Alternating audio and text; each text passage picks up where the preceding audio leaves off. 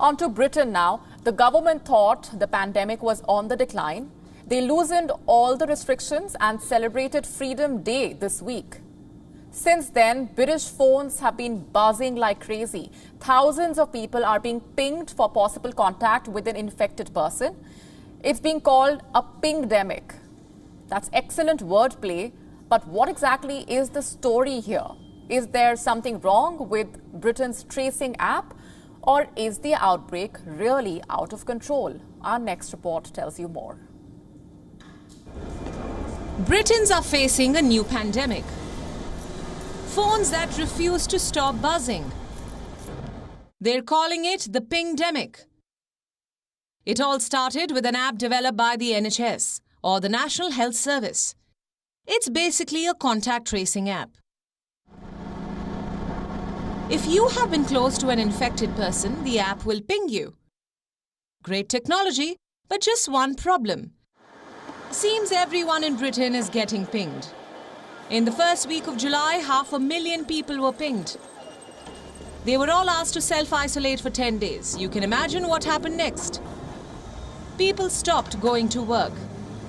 Instead, they started raiding supermarkets and hoarding essentials. We see over the coming 5 days, the situation get worse and worse, and it's almost exponential, the pinging we're seeing. In fact, we've actually lost 2 distribution sites due to the pingdemic, and we're having to staff those from other parts of the UK. The government has assured that there is no need to panic buy, but the pings just won't stop. At some businesses, 50% of the workforce is now in self-isolation. The cheer of Britain's Freedom Day has been replaced by fear. Fear of that elusive ping. But why is the app always on hyperdrive? Is it a technical glitch? Or is the outbreak really that big in the United Kingdom?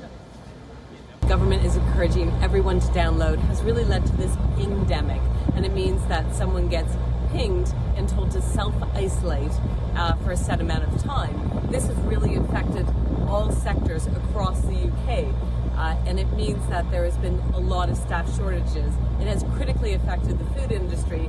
They had loudly complained, warning that there could be empty shelves if the government doesn't make their workers exempt. Not the finest moment for British technology. How does the government plan to solve this pingdemic? One strategy is daily testing for critical food industry workers. Only those who test negative can head for work. In transport and emergency sectors, self-isolation rules have been loosened.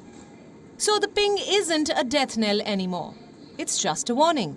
While the technology has clearly tripped up Britain, we cannot ignore the virus trajectory.